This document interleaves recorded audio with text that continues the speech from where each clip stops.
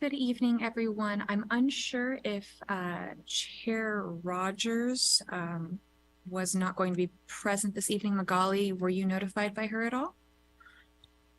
I was not. So I thinking she might be running a little tiny bit late. Okay, thank you.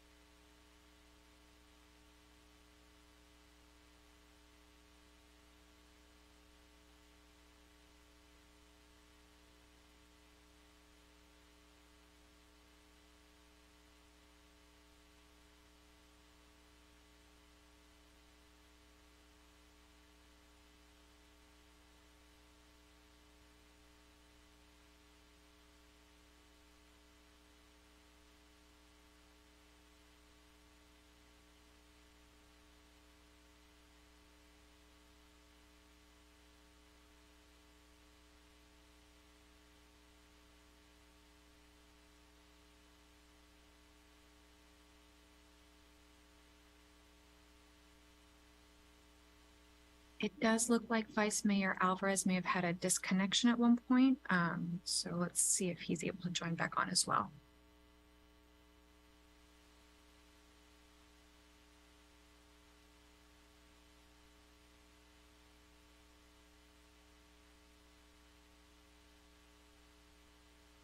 He's in the waiting room. Thank you.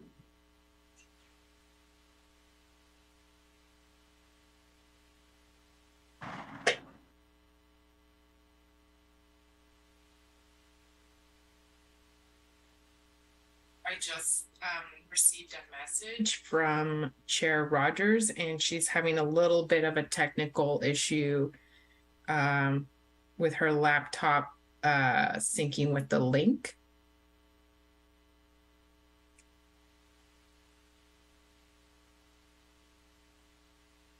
We can hold until she joins.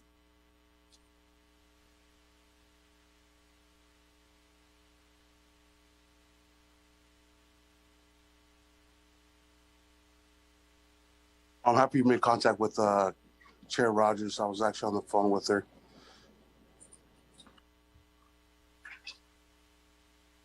I think the link is just not working for her computer, but I'm gonna see if she'd like for us to send it again or resend the invite.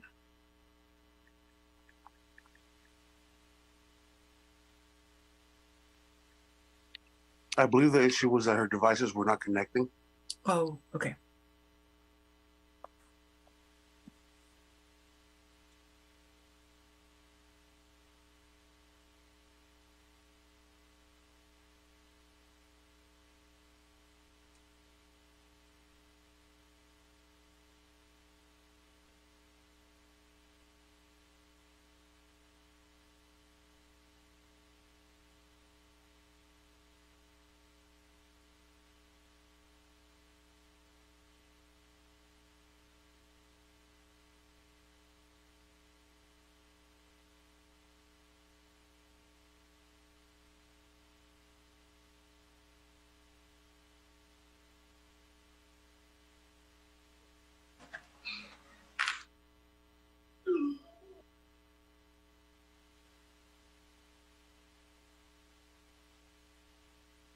Welcome, Chair Rogers.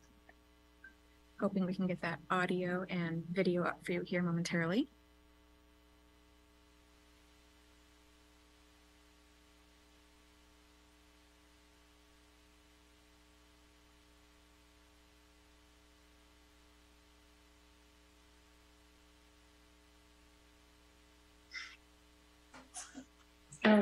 Vice Mayor?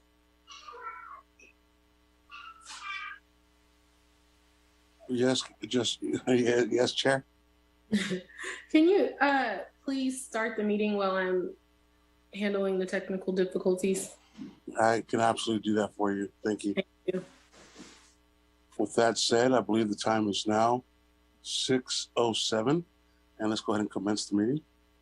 I will need to open up my laptop for the minutes. We'll start with roll call first. Very well, appreciate that. Council Member McDonald. Here.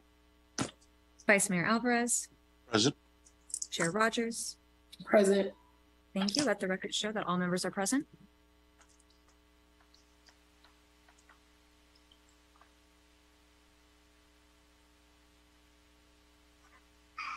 I don't have it, but I believe we're gonna go ahead and ask for public comment. Oh, thank you. There are no hands raised for public comment. Now, if we can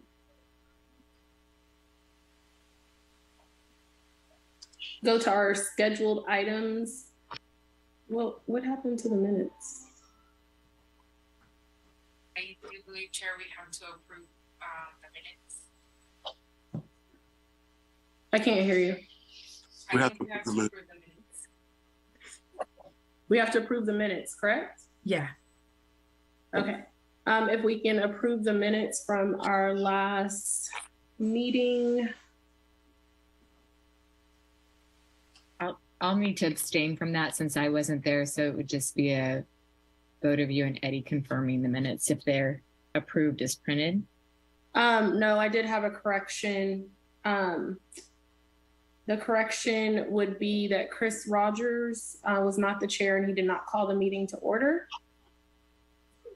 Does it say Chair Rogers or Chris Rogers?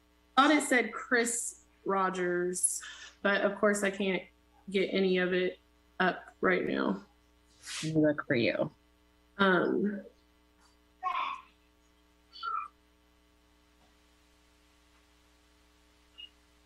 I see Chair Rogers. Oh, I'm sorry. I thought it said Chris. No, my Rogers. dyslexia put Chris there first too, but then I knew you'd be in violation of the Brown Act if all of us were here, so I looked again.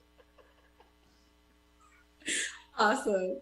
All right. So I think that was it for me.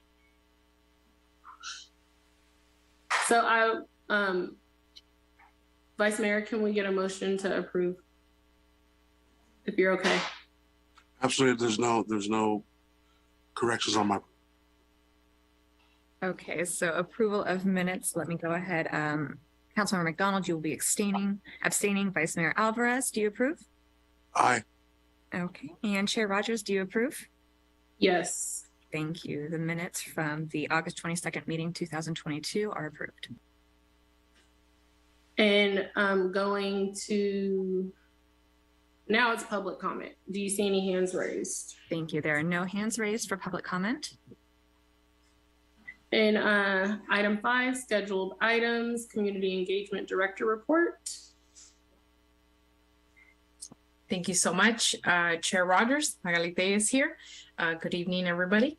And I have a really quick update in terms of the community engagement work and some of the work that we've noted for Open Government Task Force.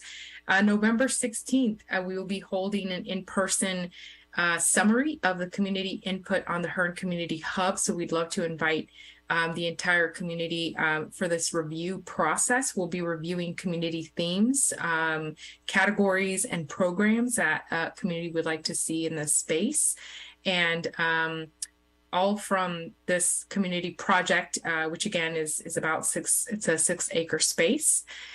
Secondly, we will be having a CAB meeting immediately after that. So again, November 16th, the CAB meeting will be from 7 p.m. to 8 p.m. at the utility field offices. This will be offered in a hybrid version. So folks can either come to the utility field office or they can join us virtually through Zoom for that meeting. And then lastly, in terms of an update of community engagement staffing, as of 2 weeks ago, we have a new community engagement coordinator, Danny Chaparro, who we promoted from the Violence Prevention Partnership. So some of you may have interfaced with Danny, who's formerly with Violence Prevention, and he's going to be assisting us with deploying different community engagement events, strategies, and in addition, he's going to be working with our youth. So we want to thank our HR department for assisting us in moving along these internships. We have PG&E funded internships that we're going to be coming out. So this is an opportunity for young folks who are interested in a particular department at the city or just working with and at the city. We want to encourage young folks to do that. Once we sort of get this thing moving and grooving out there, we're hoping to be holding interviews by late December to early January. And of course, we will be posting more as we get closer to that time. And then soon after that, we will be looking for a community outreach specialist. So that community outreach specialist will work for the Office of Community Engagement. They will be a limited term position. So we're looking at somewhere from 20 to 16 months. And that will definitely assist in expanding our reach in terms of the community engagement activities that we have scheduled and items that we would like to be able to pursue, some of them being directly items from the Open Government Task Force recommendations. So that is the end of my report. Thank you. Thank you. 5.2 is non-citizen voting update. Yes, and that will be me. And I'm going to try sharing my screen. I do have a PowerPoint. It's just, I think, 10 pages long, so I should be able to go through it pretty quickly, but wanted to give some background. This is taken from a presentation that I did to the Charter Review Committee. There's some things that are updated since that time. So let me try sharing screen. I haven't always had great luck with this. So.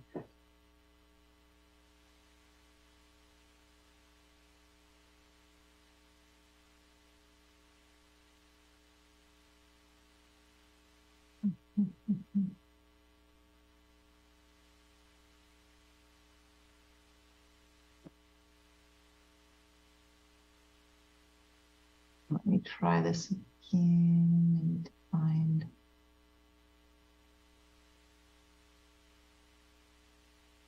Yeah, I'm going to exit out of that and just get my.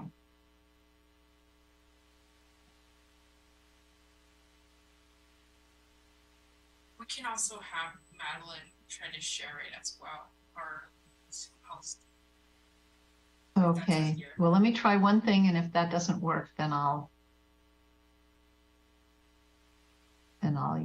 send it off to her. So.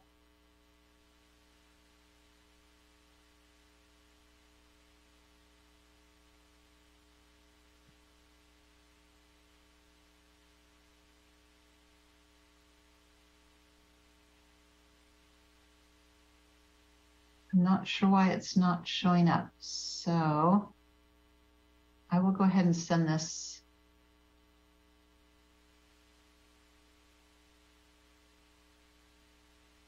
I very much apologize.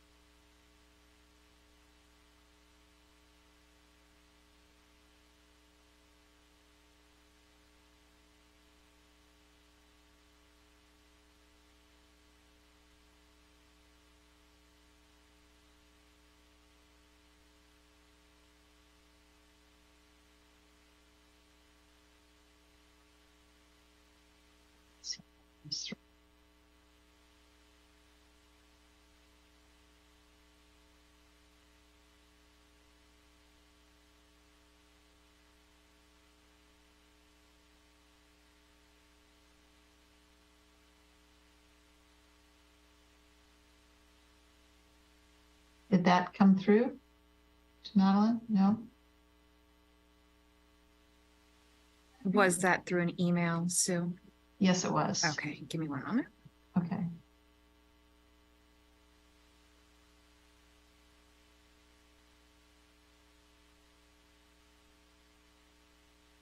I'm not seeing it come through as of yet.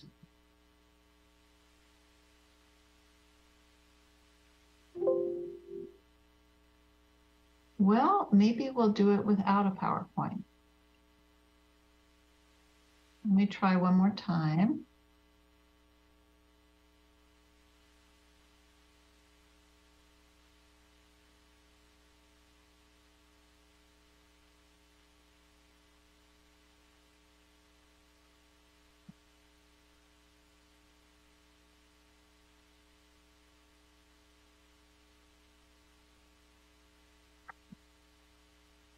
I just tried it. I just sent it again.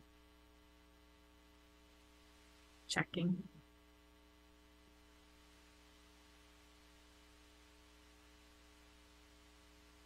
Perfect. It should be coming through here. I see it. It's just finishing its scan. Okay.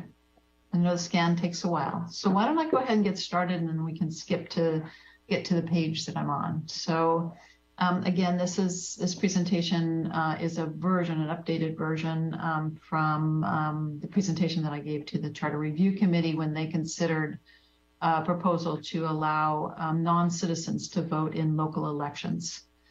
So the proposal was the idea was that we would allow all those who live in our community to participate in local elections only. And it would require a charter amendment, so that would have to be approved by the Santa Rosa voters. So to give some legal context, under federal and state law, non-citizens cannot vote in federal or state elections. Whether non-citizens can vote in local elections is a little less clear. But currently across the nation, there are 15 local jurisdictions. Actually, I'd add 16 local jurisdictions that I know of now that do allow for non-citizen voting in their local elections. And the criteria for eligibility to vote varies. Sometimes you have to be a lawful permanent resident. Sometimes you have to meet some length of residency requirement, sometimes 6 months. Sometimes there is no, as long as you're a resident of the community, you can vote. So California, this is an update. Up until this late summer, okay, we can skip to the third slide, that one there. There's nothing expressly in California law that precludes local jurisdictions from allowing non-citizens to vote. I was more confident in that statement during the summer when I was, or last spring when I was giving this presentation. I would say now that California law is unsettled as to non-citizen voting. There was San Francisco, as you'll see, allows non-citizens to vote in local school board elections. A court during the summer, in August, struck that down and said that state law prohibits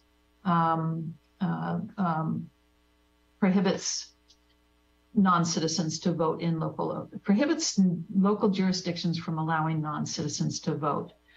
That decision, that Superior Court decision, is up on appeal, so we'll see how that goes. The appellate court did allow the election for this year to move forward with non-citizens voting. Next slide. And I also think it's helpful to have a little bit of historic trend, historic context, because I think a lot of people, the first reaction is, well, wait a minute, you have to be a citizen to vote. What are we talking about? But actually, in early US history, there were 40 different states at various times that allowed non-citizens to vote. That ended, though, in 1926. There have been no states that have allowed non-citizens to vote on statewide since 1926. As of December 2021, 5 states have adopted measures that expressly prohibit non-citizens from voting in local elections. In general, the folks that have looked at it nationwide have concluded that there are 14 states that have no clear impediments to local jurisdictions allowing non-citizens to vote. Again, among those 14 states, California was included. We now have that case. It's winding its way up through the appellate courts, so we'll see what the ultimate decision is on that. Next slide. As I said, there were 14 jurisdictions, 15 jurisdictions. At the time I gave the initial presentation, there are now 16 at least. San Francisco, as I mentioned, non-citizen parents of school-age children may vote in school board elections. That's currently under legal challenge. Oakland just passed a similar measure for school board elections. That also has now come under legal challenge. Maryland, there are 11 cities that allow non-citizens to vote. New York City adopted a law in 2021. That is also under legal challenge. And then in Vermont, there are 2 cities. So next slide. The next 2 slides talk about what the supporters say, what the opponents say. Supporters, hey, folks that work and live here and pay taxes here should be able to have a say in how our city is governed. Second is to allow non-citizens to vote strengthens the community, promotes engagement, investment, and belonging by non-citizens, brings us all together. Third, when a segment of the community is excluded, we increase the risk of discriminatory public policies by allowing the entire community to vote and be included. We should have, the result should be more equitable public policies. And then fourth is, given the high costs and long waiting periods for naturalization, it really doesn't make sense to say, no, you have to wait through that long period of time, even though you are a member of our community, you're fully engaged, you're paying taxes. There's no reason to make people wait. And then the fifth is taxation without representation, because you are being taxed, whether you are a citizen or not. Next slide. The opponents argue that people should accept the duties of citizenship before being granted the right to vote. Allowing non-citizens, they suggest that not allowing non-citizens to vote could discourage individuals from seeking citizenship. There are significant logistic hurdles to overcome. You have to establish a separate voting system for local elections, and I'll talk about that in a couple of slides. Opponents argue that there's possible risks of immigration enforcement for undocumented individuals. The counter to that is give people notice of what the risks are, let them decide. And then legal concerns. If there are some legal concerns, you may get challenged as a local jurisdiction. You may be facing a lawsuit. Next slide. So what are the logistics concerns? You do have to have a separate voter database, a separate ballot, and separate procedures. It would mean if Santa Rosa adopts that, it means we will be having a larger voter population than for federal, state, or regional elections. So our voter base will be different than the county as a whole. That means that we're going to have to prepare a separate ballot materials. So that would be only as to the local election. You're going to have to exclude federal, state, and regional elections from that ballot. And so you're going to have dual ballots. There may be some way to have it as a single ballot with really clear markings as to who can vote in what. The Registrar of Voters did come and speak with the Charter Review Committee, and she confirmed that yes, we, City of Santa Rosa, would have to run that election. It'll require a separate voting procedure, separate mechanics. We would be on our own in running that election system. In terms of costs, we don't have any real estimate of the costs at this point. Next slide. So the Charter Review Committee really had a very robust discussion on the potential for allowing non-citizens to vote in City of Santa Rosa elections. Ended up recommending that yes, the council move forward with at least a consideration of expanding voting rights to non-citizens. They suggested that the council initiate a study session to look at, and they named specifically these areas to look at. What would be the eligibility for voters? What's the cost of a new system? How would you go about implementing it? What's been the experience of other cities, and then related issues? The committee also very strongly urged that we engage in a very robust community outreach and engagement so that we get a real sense of what the community's preferences are, how much support there is, and really carry that through.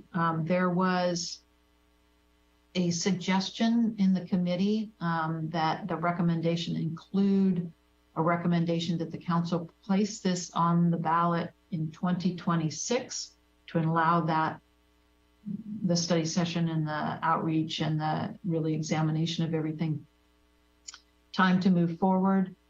That was actually a tie vote in terms of whether to set a deadline for council or not. So that did not pass, but there were, again, half of the committee did recommend trying to get it to move forward at least by 2026. And council did accept the recommendation. Again, that specific date wasn't included, but it did accept it. So where are we now? We got through this election, the 2022 election. The council did indicate that it wants to move forward with this. We don't yet have anything scheduled, but we will be looking at starting to move forward on that investigation. Of course, we are here in our office, we are monitoring the now 2 lawsuits here in California against San Francisco and against Oakland to see what happens. If the Court of Appeal ends up agreeing with the trial court that it's not permissible under state law, we'll have to, we would likely not continue to pursue that. Both San Francisco and Oakland concern voting on school board elections, and there are some election code issues that play into that as well. So there might be a difference if it's just general local elections versus school board. I know San Jose has also been considering voting rights for non-citizens, and there may be other cities across the state as well. And we'll be looking at those options as well. So next slide, I'm happy to answer any questions. Thank you for that, City Attorney. Does anyone have any questions?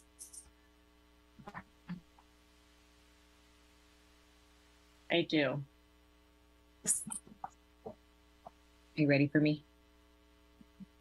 Okay, so a couple of things. Have we done any outreach to our local schools to see if they had an interest in being a partner for this? Because, I mean, that's one of the initiatives that we would have, is that parents can vote on their local school board members as well as their city council members. So if we're going to do an initiative like this, I think that would be the first step, is to try to talk to the 11 school districts that are in city of Santa Rosa about, kind of their thought process on that and sharing that with them in what San Francisco does. The difference is that San Francisco has one school district. Right. Versus us with the 11. So my question on the election part of that, if we're going to be inclusive, is does that mean we have 11 different procedures that we would need for just that voting, as opposed to how we're doing things citywide? And then if we're in district elections, how do we know, is there going to be a process to checking addresses and things like that when people are registered to vote? What's that process? Because if the registrar's office isn't registering people to vote, how would that impact the city? And clearly, I think cost would need to be looked at. If we're looking at 2026, how much would it cost? How much staff would we need to have having that kind of full analysis?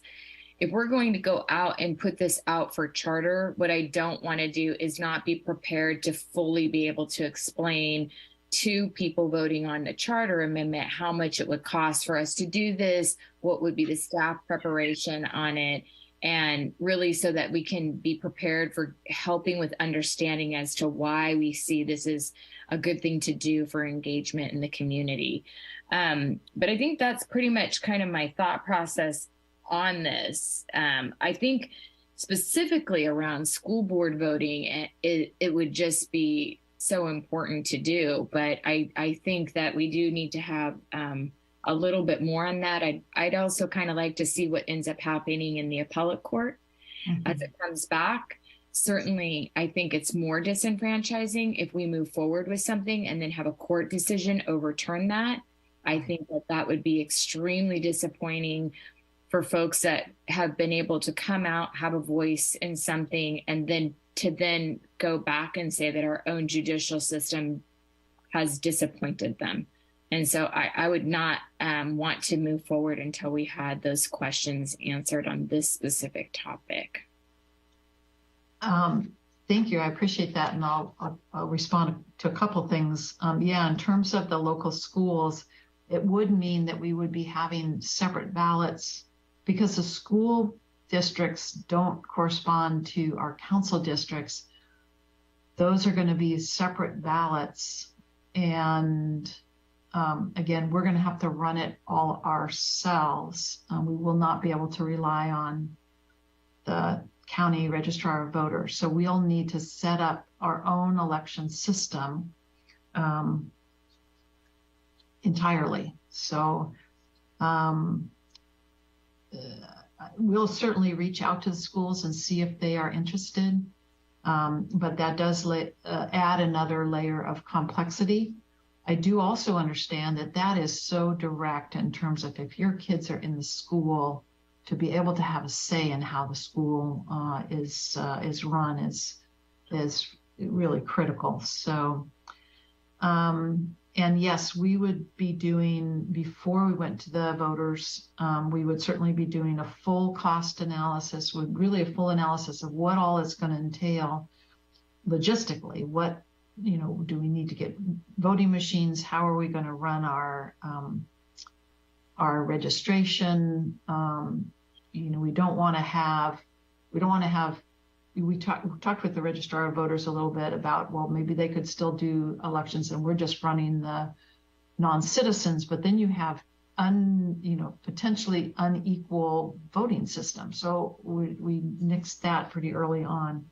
So we'll be really doing a deep dive into all of that. And that's one of the reasons why we wouldn't be looking to do this until 2026, which at the earliest. The other element is the timing of the appeal. In general, my experience is that to get a decision from a court of appeal, because the appeals have just recently been filed, they take time to get the transcript all in, then they have a briefing schedule, and then the court hears it, and then the court has a certain amount of time after the hearing by which they can issue their decision. So it's usually about a 2-year process to get a decision out of the Court of Appeal. If it were then to be appealed to the California Supreme Court, you're going to add another couple of years for that process as well. So, it's possible that we get a decision sooner than 2 years out of the Court of Appeal, and maybe it doesn't go further up to the California Supreme Court. I would suspect that this would be the type of case that whichever side lost in the Court of Appeal would likely appeal it up to the Supreme Court. So we may be looking at quite a while before we have California law settled as to whether it's permissible or not. And then I just had one more kind of thought that kind of came to me as you were talking, because of all of these different appeals that could potentially happen. Have we thought about, if this is a goal of the city council and this is something we want to move towards, have we thought about approaching our legislators at the state level to see if there is the will to potentially amend state law? Because certainly that would fix a lot of things, because then the registrars of voters would be beholden to state law, which makes it easier for all of us. And it would be, more than just the city of Santa Rosa that would give that opportunity to community members.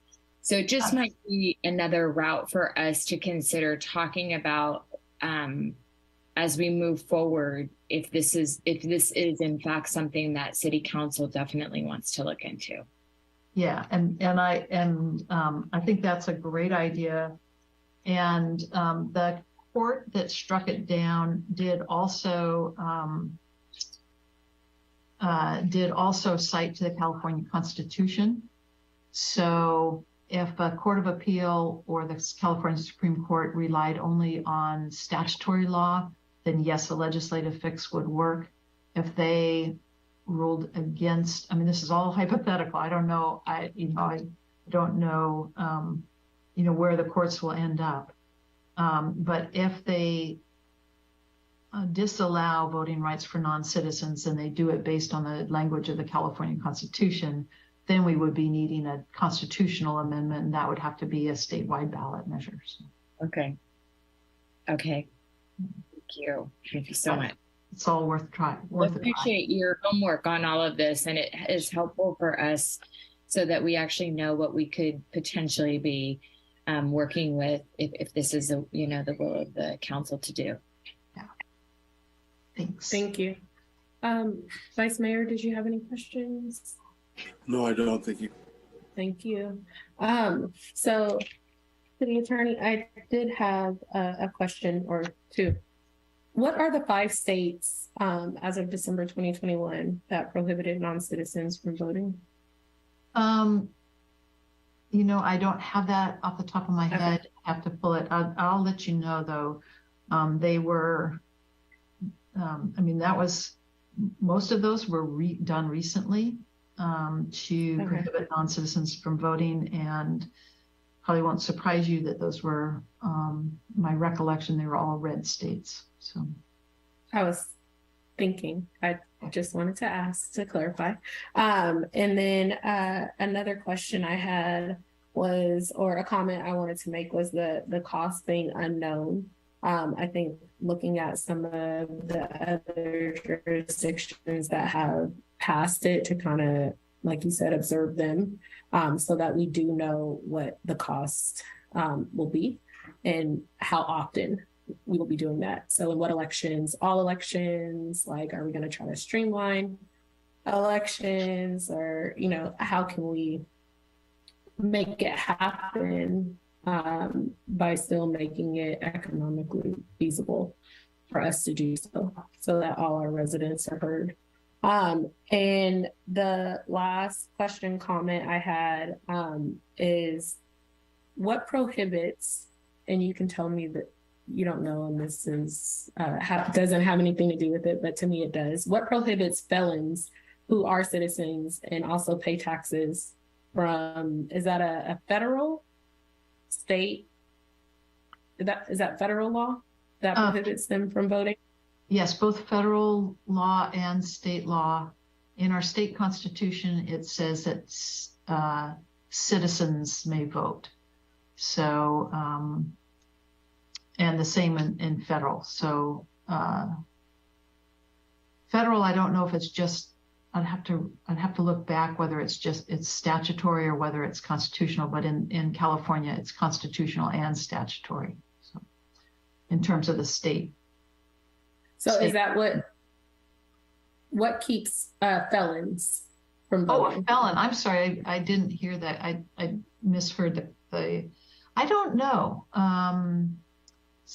Stephanie, do you know? My guess is that that's statutory, but I'm not sure. I don't know what it is either. I thought it was more running for office versus being able to vote. No, there's certain restrictions that they have that don't allow them to vote, which to me, you can have a felony. I mean, some years back, and we send them through the system, we say to allow them to come back. And I believe is that they don't have a pending charge or that they're not on probation, but they can't have a felon on the record, a felony on the record. Okay. So I think that will be something that maybe will come up when we're looking at this, and we're looking at having all of our residents have the opportunity to vote, because that sure is something that comes up for me. Just because you're a felon doesn't mean you don't have children that are in school. It doesn't mean that you don't go to the store and pay local taxes and pay, so how does that work?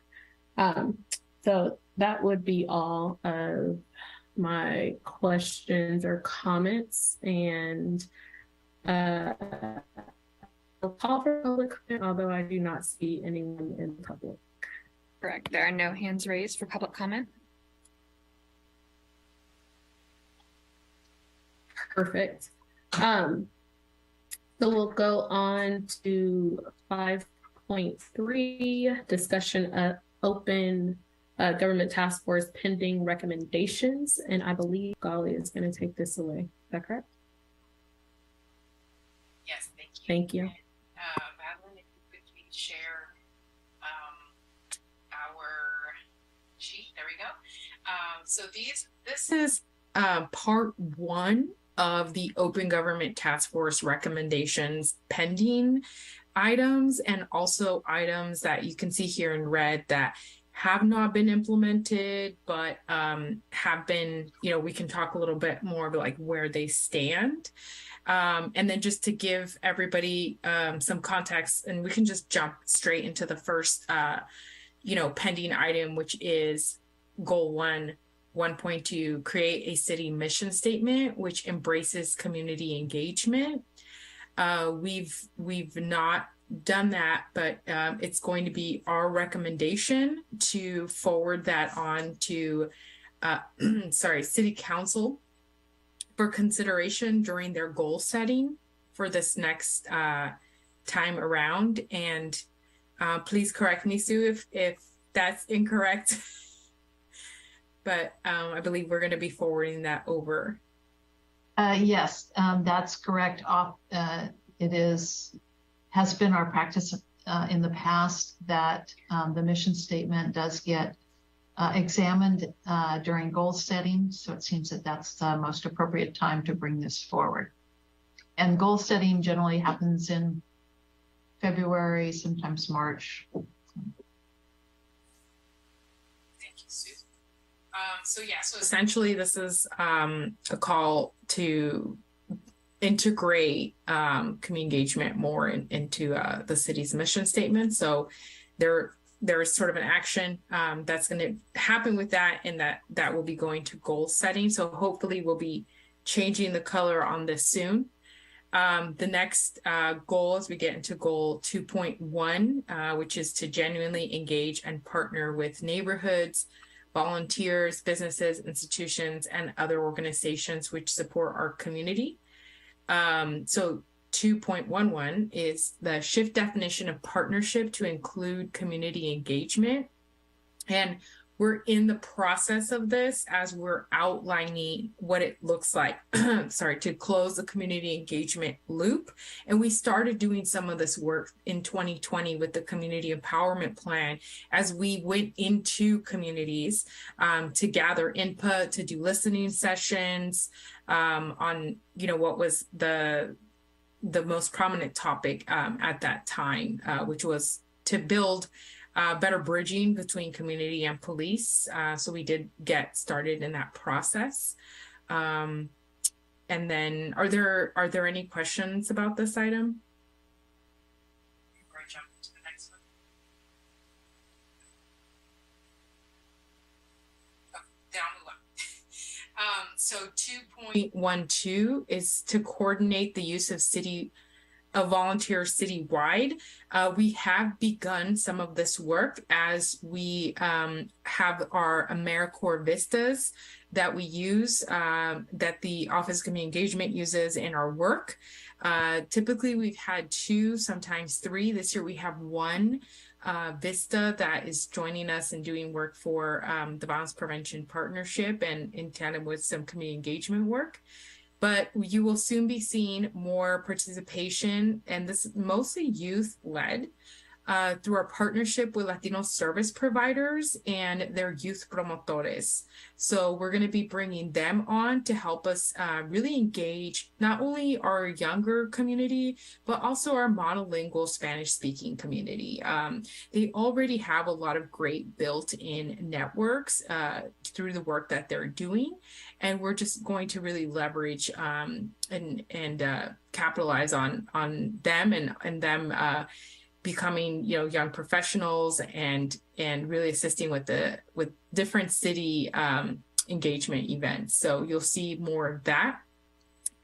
We also have, as I mentioned earlier, these paid interns. There will be 8 of them for this year coming up. So there'll be 8 various departments that have already started the process of requesting an intern. So one of those departments will be our Office of Community Engagement to help us expand our reach.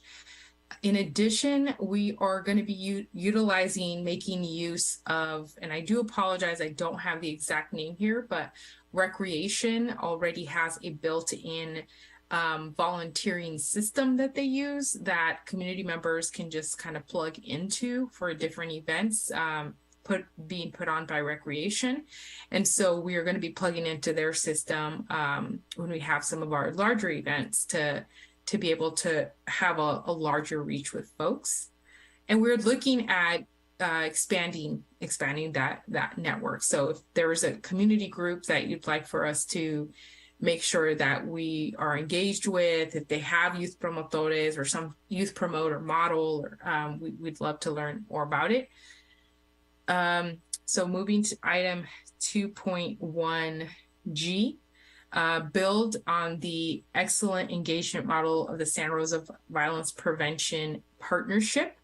We have been deploying that in some aspects, but I think the initial intention, and I want to state again that unfortunately I wasn't with the city when a lot of the original conversation around this came about, but I understand that this was really around NeighborFest and creating community hubs and partnerships within community.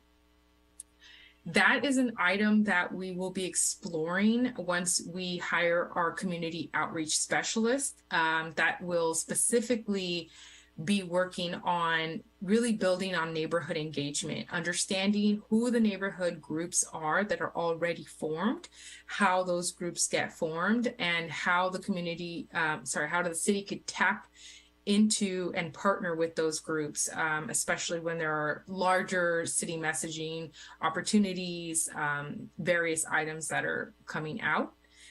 And then item 2.1H, to make use of key strategies outlined by Matt, please forgive my pronunciation of this, but Leininger's discussion on planning for stronger local democracy, a field guide for local officials to effectively engage the community during decision making, specifically looking at actively recruiting diverse viewpoints, also involving those citizens in structured, facilitated small group discussions, interspersed with large forums or amplifying shared conclusions and moving talk to action, which again is going back to our spectrum of community engagement.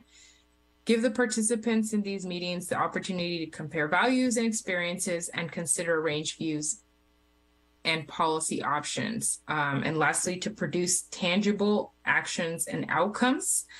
We have done some of these items, again, through our community empowerment plan. We also have the seed recommendations coming to council in January, I believe, and where there is explicitly an area where we make recommendations on behalf of communications and community engagement. That is what we consider to be a more equitable distribution of how we get the word out, and also on engaging community. And specifically with the community empowerment plan, there's a lot of work and consideration towards being trauma informed when working with community and understanding the diverse communities that we're working with. And then the part that's in process is trying to hire or create an evaluation for the current community engagement process that we do have, given that community engagement is operating with half of my time, and then now a full-time position with Danny Chaparro, who's a coordinator, and then hopefully soon another 20-month position coming up soon through this community outreach specialist.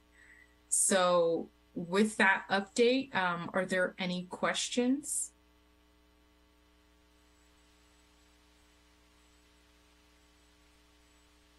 Any questions from council members? All right, open it up to public comment. There are no hands raised for public comment.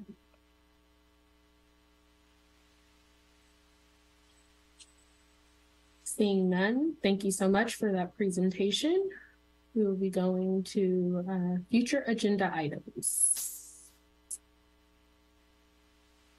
This time is reserved for discussion whether to place matters on future agenda for further discussion. Potential items for future agendas include original Mayor's Open Government Task Force report presentation, and which will occur in February, and Open Government Ordinance implementation update, which has not been scheduled as of yet.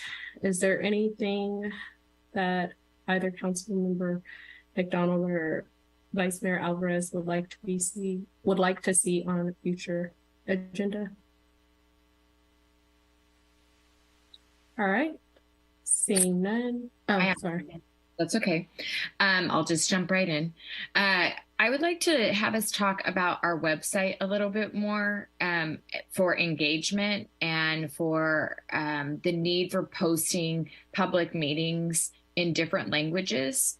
I think that I know we're looking at improving our website right now, but it was just brought to my attention recently, not only how we are engaging public on the meetings, but the need for us to consider more than just having things translated in Spanish. And then in addition to that, what meetings, how they can navigate through to find our meetings. That seems to be also very problematic. And in my time on council, I have yet to hear one person that speaks a different language than me ask a question during council. And so that tells me we are not doing a good enough job engaging community members that aren't native to English speaking. And that is a concern of mine when it comes to open government and being transparent. I think we need to look at those areas, please. Can I just say, jump in real quick? Councilmember McDonald, we currently, any agenda can be translated into any of the language on Google. It's not just Spanish anymore. So you just choose the language that you want to be able to read your agenda. And so I've tested it. I've done it in Farsi. I've translated our council agendas into a few different languages just to see what it looks like. But there is that option to do that. What we can do, I can look at the website where all of our meetings are posted. That's not actually our portal. It's Granicus's portal made to look like our website. So we don't have another way to list all of those because a lot of the agendas are generated through the Granicus system that we have. I do know that on the website there is an icon that that says agendas and minutes that takes you right to the portal. But just so that you know, there is a way to get agendas in different languages. It's not just in Spanish. That's helpful. I'd still, instead of so many steps, like to talk about how we can make it a bit easier for folks. But I appreciate you, letting me know. I figured there was a way. I just want to make it easier and a bit more inviting. Any other future agenda items? All right, seeing none, 7 is adjournment. So thank you guys for hanging in there with me through my technical difficulties, and have a great night. Bye-bye.